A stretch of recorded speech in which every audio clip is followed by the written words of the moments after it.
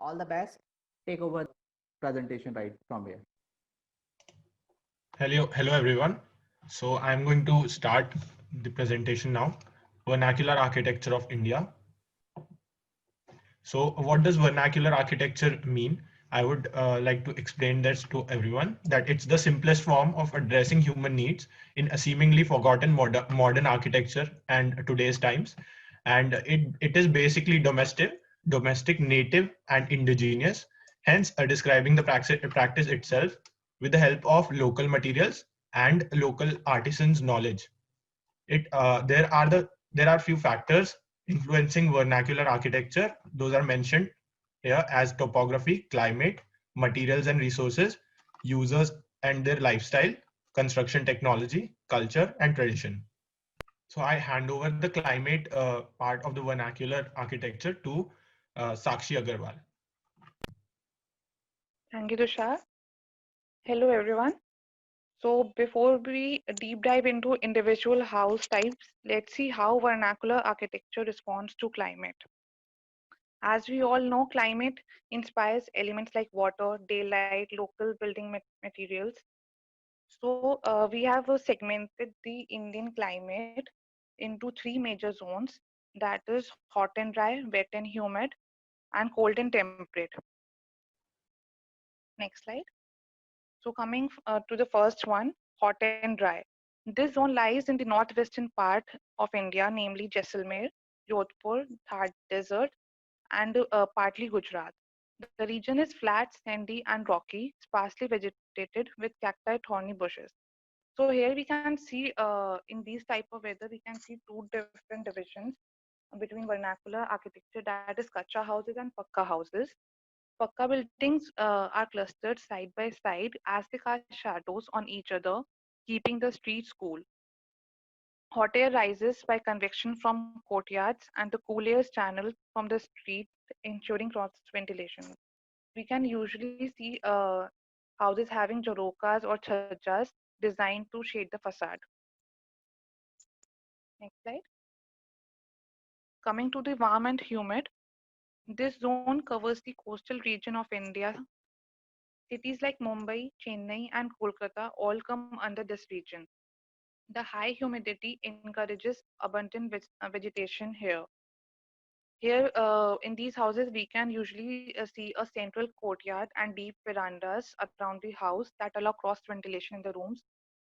A sloping roof protects from heavy rainfall in the region. The house blends into the landscape of tree plantations. Next slide. Then the third one is cold and temperate. The cold and temperate region includes Kashmir, Ladakh, Sikkim, Shimla, and the upper part of Assam, as well as some locations of South India. Dwellings here generally face south or southwest to receive maximum sunlight. Houses are developed along the south slope, keeping with the topography of the terrain to ensure heat gain. The buildings are designed in response to the sun paths and wind directions to allow for passive cooling. Uh, we usually see materials like timber and stone that keep the houses warm. Next slide.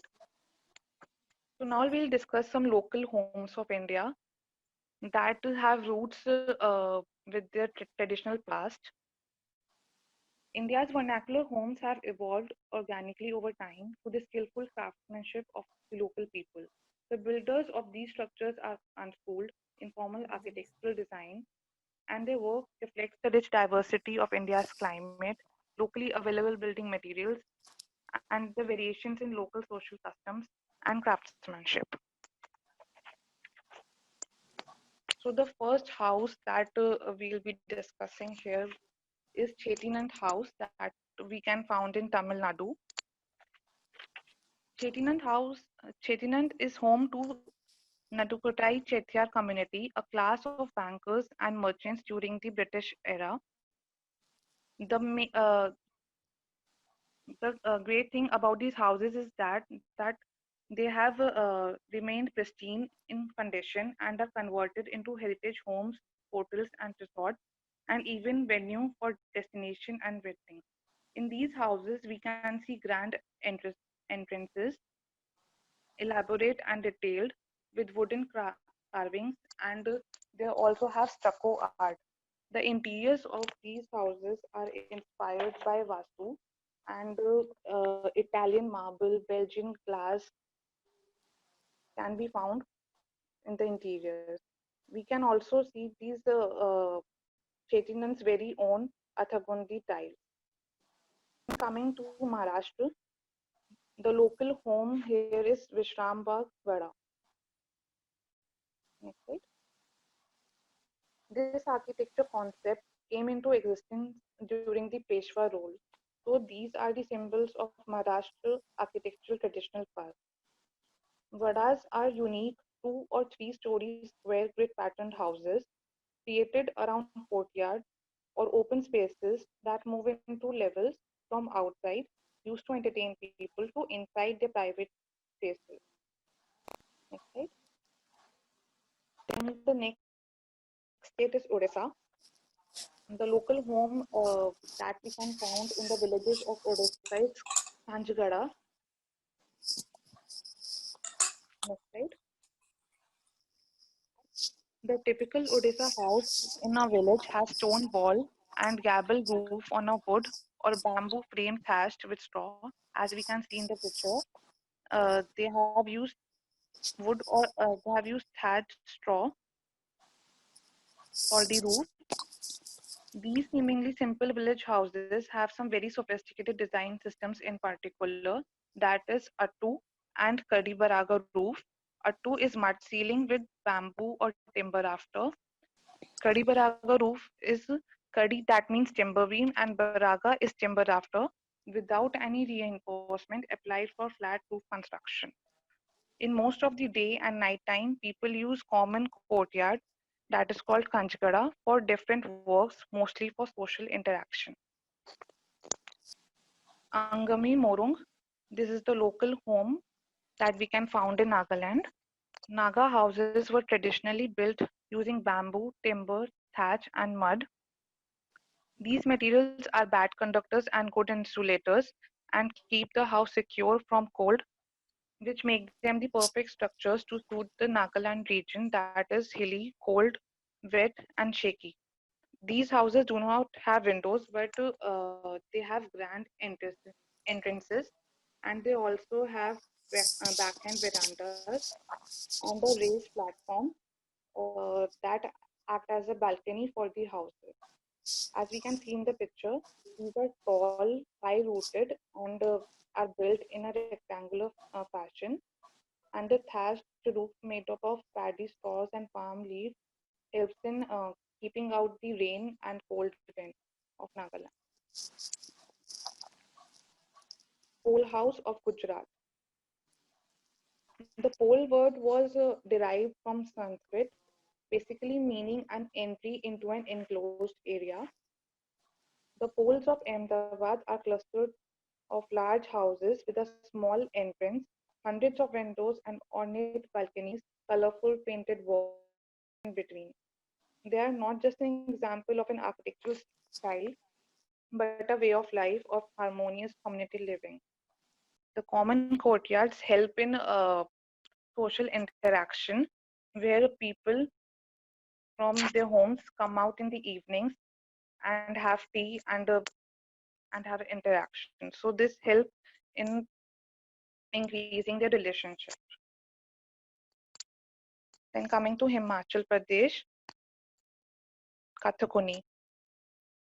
Kathakuni literally translated means wood and corner, a hint to a building formula.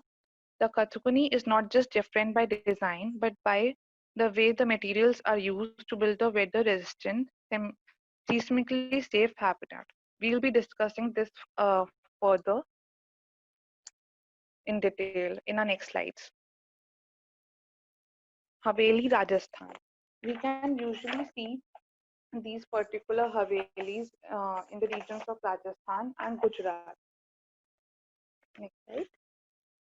Standing as a symbol of power and prestige, Haveli householders were the noblemen, landowners, or successful merchants. The architecture principle Vastu Vidya defines the dimensions and orientations of the house and the direction of household activities. These Havelis usually use intricate jali work which blocks the sun but permits the ventilation. They also have unglazed windows for cross ventilation, and the main material, the local material that is used, is sandstone. Pandit House, Kashmir. Next slide. These buildings are usually tall and linear, as we can see in the picture, with symmetry. Symmetry is good for earthquake resistance, and these houses have windows and balconies on all sides. The characteristic design in house is a zoomed up or cantilevered balconies that are created to view the moon. These balconies have, have woodwork and huge jhumka shaped wind chimes. The houses have false ceilings made of deodar or walnut wood with intricate patterns. Now I'll hand over to Darshika, who will explain earth and mud construction. Thank you, Sakshi. Hi, everyone. I'm Darshika, and I'm going to introduce earth and mud construction, its pros, cons, and techniques. So, earth architecture is the most common kind of architecture in vernacular architecture and is used traditionally worldwide, not only in India, but different parts of the world since many years. Next slide. So here are some benefits of earth architecture. It's very cheap. It's readily available in most part of the world. It provides excellent heat insulations and it's very strong in compression. So next slide. Some techniques of this architecture. The first one is earth dug out. The earth dug out is basically used to create shelters. In most cases, dwellings are dug out in areas with hot and dry climate. It depends on the morphology of the site. The earth is either dug in depth or on hillside. Then there are two different types of dugs, horizontal and vertical. Horizontal dug out creates caves on sides of hills accessible by staircases and galleries, while vertical dug is seen in plateaus or plain, creates courtyards with rooms along the edges. Earth cut, mostly used where soil is cohesive and then is cut in the shape of the blocks and used like bricks or stones. Such examples are typically found in tropical areas with lateritic soil. Earth filled in. Humid soil was traditionally poured into wooden lattice work. It gives some thermal mass to light structures as well as some acoustic insulation. Next slide.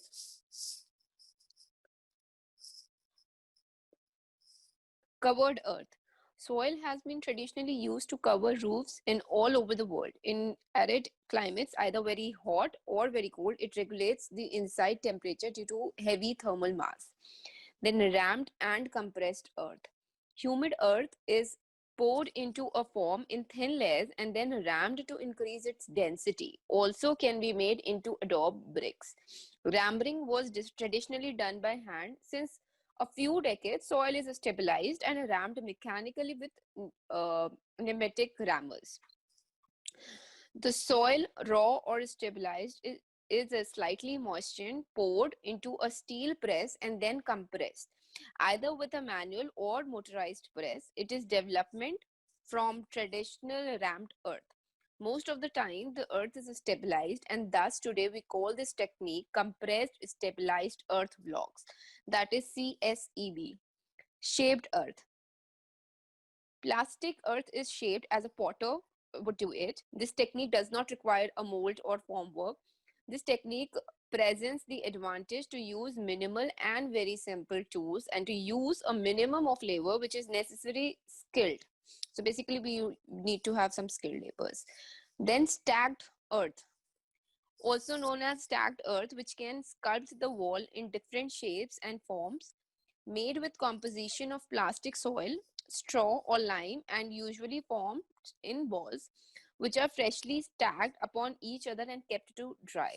This technique has been used long ago in Europe, where it was named Cobb in England. Molded earth adobe. Sun-dried brick, named adobe, is undoubtedly one of the oldest building materials used by mankind. Adobe are made of thick, malleable mud, often added with straw. After being cast, they are left to dry under sun. They are traditionally shaped in parallel, equipped wooden molds. Extruded earth. Okay, extruded earth is stabilized earth at a plastic state is extruded through a machine which gives the desired shape. Machines from the spired brick industry have been adapted to stabilized earth. The blocks are often hollow and are cut to the desired length. This technique is used for stabilized extruded earth was developed in this 20th century. Wattle and daub. A load-bearing structure, generally made with wood, is closed with infill wall panels. These panels are made of lattice plastered on both sides with a plastic soil. The lattice frame holds the soil and gives rigid panels and is often made of reeds, sticks, or bamboo. Next slide. Formed earth, straw clay. Very clayey soil in a liquid state is poured on straw, which has been cut to the desired length, then used as a filler wall. Formed between a wooden structure or as prefabricated blocks, the mix is generally tempered afterwards into forms. These walls are not load bearings, they are light, have a very high thermal insulation value, and must be built in wooden structure. Poured and projected earth. The soil in a plastic state is poured like concrete into formworks. The soil characteristics must be very sandy or gravelly and then stabilized. This is comparatively new technique and not commonly used as others. The reason is that the high water content of the soil will induce a lot of shrinkage when it will dry. Thus, the wall will crack a lot. The soil, mostly humid, sandy or gravel, is projected with a high pressure pump onto a support made of wooden lattice or steel frame or mesh, which is later stabilized in order to increase the water resistance. This technique is a modern development and it gives wall a finish similar to rammed earth. Next slide. We are going to discuss about the construction of CSEB. If the raw soil is stabilized with chemical binder such as lime or cement and then compressed within a steel press, then it gets to be called compressed stabilized earth blocks, that is CSEB. Not every soil is suitable for the construction of CSEB, but with some knowledge and experience, many soil can be used for producing CSEB. We need to identify the properties of soil which is essential to make a good quality of CSEB. A soil is an earth concrete and a good soil for CSEB is more sandy than clay. Next slide. So here's a step to form adobe mud bricks. First is wet the inside of a brick mold. Fill mold to top. Scrape extra mud off the top. Remove mold and dry it. When part dry, then turn on side to finish it. The sixth step is, which is the last one, the mud brick wall sits on the top of the concrete or stone above ground level. A layer of bitumen sheet or plastic material between the stone and mud brick stops water from moving up into the wall. Disadvantages of earth construction. Low tensile strength, hence mud-proof profiles are difficult to make. Does not grip wood properly, hence gaps occur. Soaks up water and becomes heavy. Critical soil selection process for specific construction, not every soil works. Eroded by excess of water force. We are going to discuss about these Bhunga houses, which is basically mud houses in Bhuj, Gujarat. Next slide, please. We are going to discuss about its settlement patterns. Settlements consist of Y-shaped branching of streets forming interconnections, like called square chalks at regular intervals. So these interconnections which further form the village settlements. Circular houses form a platform around central sheets. according as a space for community interaction. Smaller unit, about 1.5 meter high, not very well shaped and devoid of roof, are sometimes set against the bhunga. These units are used as functional spaces for storage or bathrooms. Kutch district is inhabited by various migrant groups and communities. One can find various nomadic, semi-nomadic, and artisan groups living in Kutch. Next slide. So, components of Bhunga style. Uh, Bhunga is circular in plan with cylindrical shaped walls and topped with conical roof. Bhungas are connected through planes of each other structure, hence built on one common plane. The inner diameter of Bhunga is typically between 3 to 6 meter. A Bhunga generally has 3 openings, 1 door and 2 small windows. Then we are going to discuss about the foundation and plinth. Trench is filled with stone and covered with cement, mortar or rammed earth, 30 centimeter deep and 40 centimeter wide, dug for foundation. Leveling of the plinth with the cluster and reinforcement is done, and if additional strength is required, it is to be provided. Wall constructions, walls are raised on foundation either by earth block or using cow dungs plus plastic mud mortar mixed with water to make the component workable. First layer is applied on the outer surface of the wall, smoothened using hand, and the second layer is applied in the inner surface the very next day. 7 times alternated, these layers form the wall. Lintels, doors, and windows frames are inserted where necessary. Roof construction. So the conical roof covered with straw, bamboo, and wali, that is support rafters of bhunga, is supported by a vertical central wooden post which rests on the horizontal beam. The base of the roof and beam are directly supported on walls. Benefits of bhunga construction. Bhunga houses are proven to be very effective as a structural and functional houses. The entire construction process, which is carried out by local mason unskilled, can be completed in 30 days. Single phase on-site constructions, energy efficient and cost-effective materials. Earthquake resistant structure lasting for several years. Even if the roof collapses, the low weight ensures the extent of injuries to the occupants is very low. So that's it. And Tushar is going to explain you about the bamboo construction. Hello everyone, I'm Tushar. So I'm going to explain to you the vernacular architecture of bamboo, stone, and wood construction. First of all, a little about bamboo construction. Bamboo is commonly misunderstood as a tree, but which it's not. It's a perennial grass, and it has around 1,415 species, which are available diversely within various climatic conditions across the world. However, not all of these are suitable for construction, and it is also one of the fastest growing plants on Earth. It grows at a range of 30 centimeters to 1 meter in 24 hours. So hence the bamboo is a very versatile grass that also a construction material which can be used regularly for biomass production. So it also helps in sequestering carbon dioxide. Because of its rapid growth, bamboo can take in more carbon dioxide than a tree on a daily basis. And it helps in a reduction of soil erosion. Bamboo has a dense network of roots that anchors earth and helps to lessen erosion of soil due to rain and flooding, which also helps preventing flooding in farm fields for farmers. And bamboo also has water retention and regulation of hydraulic flow properties in it. Bamboo can retain over 30,000 liters of water around for 1 hectare.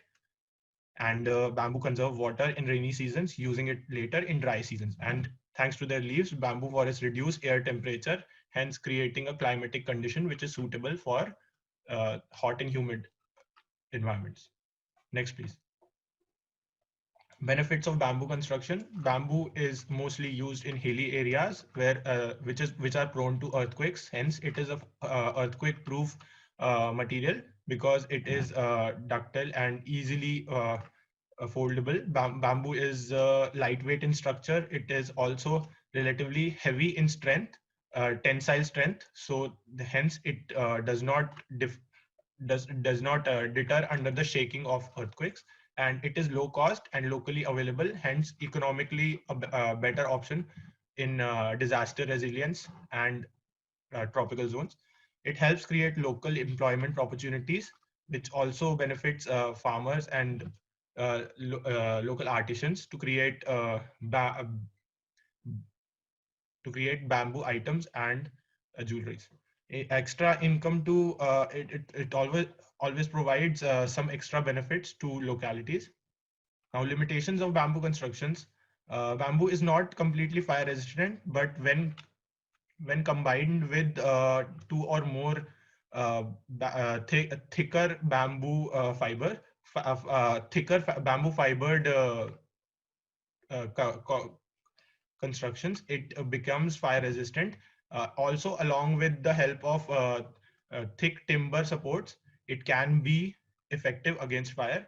Bamboo has low lifespan, but if untreated, so that's why it needs treating and multiple levels of coating, drying, and cutting for the process to completely make it useful for construction. Bamboo is prone to termite and beetle infestation, so it is necessary that bamboo should not be touching the ground directly when used in construction. Hence, there is some sort of concrete or PCC bed laid below it. So now I'm going to talk about the local architecture of Assam, where they extensively use bamboo housing, since Assam uh, is targeted with the floods and natural disasters. Settlement patterns of Assam. Settlement is scattered alignment of rectangular houses with the long side running along the direction of slopes. Assam faces floods every year, so the higher plinth level of the houses protects the inside of the houses from getting floods. Next slide, please. So the components of Assam bamboo house are basically uh, it has a gable hip roof which doesn't allow logging of water. Since Assam receives heavy amount of rainfall annually, walls are of timber framework, and inside those there are special panels known as ikara panels, which are made of bamboo sheetings. Yeah, these ikaras are cut in size of panels and laid vertically. The horizontal member is usually a straight bamboo joist, and after putting the ikara, it is left to dry for a few days with appropriate coating. Then it is plastered in both sides with mud mortar. 3 layers of plasters are done alternatively after dyeing of each coat. Finished coat is of liquid mix of mud and cow dung. The building are minimum of 2 stories. So bamboo construction is limited for height in constructions, and the first floor is connected with timber staircases usually, and in open spaces in front and back. Open spaces are usually in front and the back of the houses. Next slide, please. So this is an explanation of how Ikara is commonly used in Assam in the walls of the bamboo houses. So these are the multiple various patterns in which Ikara can be used. Next slide, please. So these are the levels and the different types of houses that are in the pattern in Assam. Next slide, please. Now we come to a stone and wood construction. So stone and wood construction is a very common practice in hilly areas, and it is very much encouraged since long times because it is one of the sturdiest type of construction and still proven to be the strongest against earthquake resistance. Next slide, please. So in stone and wood construction, I would like to explain to you about the popular Himalayan traditional architecture, vernacular architecture called Kaat Khuni architecture, which is an empirical building technique of Himachal Pradesh. Next slide. So the common materials that are used in Kaat Khuni are timber, stone, and a slated stone for the roof. Next slide, please. So settlement pattern which affects greatly in Himalayan homes since the movement of the ground and the placement of the construction blocks is along the contour levels, and the surrounding areas of the settlements are stacked near each other. So the typical patterns of the village along stepped contours are basically uh, collapsed into around or edged with each other. The traditional settlements appear to have some sort of color of the land, and they might be very vibrant and can be recognized from far away, and they are almost ecologically planned. The landscape material techniques of making all to contribute to common formal language of settlement in Himachal Pradesh. So the components of Kathkuni style are as shown in the slide. So the typical component is that the lowest part of the house will have a gaushala, and then above that will be the living area, and with capped off by a gable roof, and there might also be a temple around the area, living area. Next slide, please.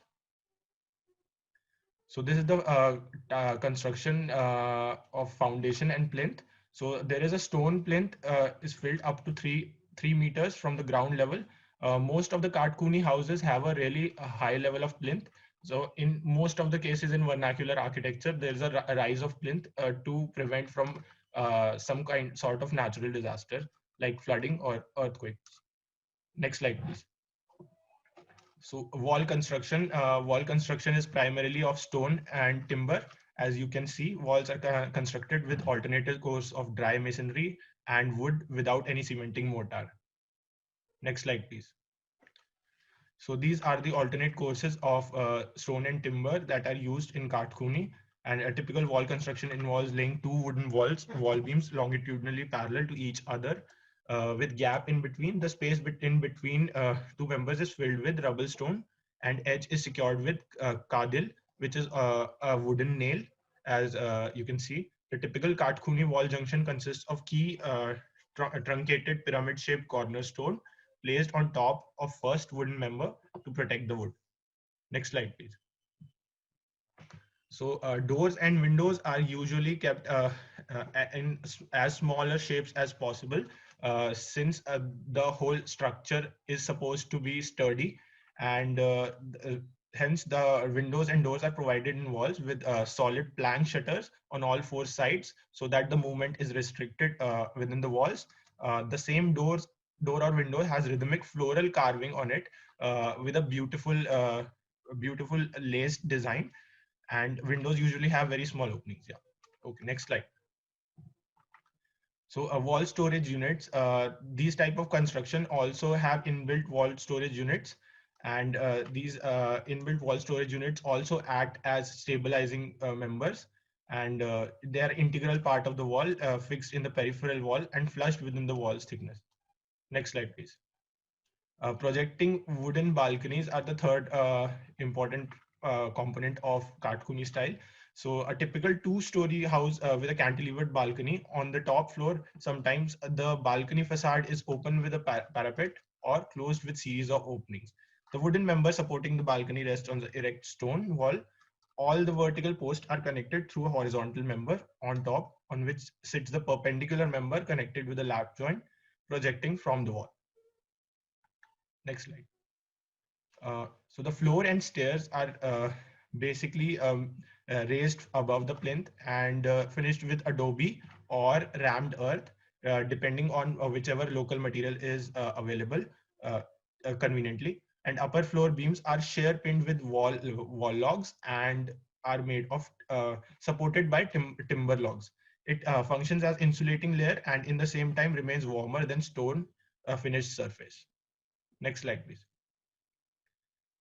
So, and the last but not the least is the roof construction. The roof structure is constructed out of wooden beams, followed by purlins and rafters topped with stone slates or wooden shingles, depending on whichever is available.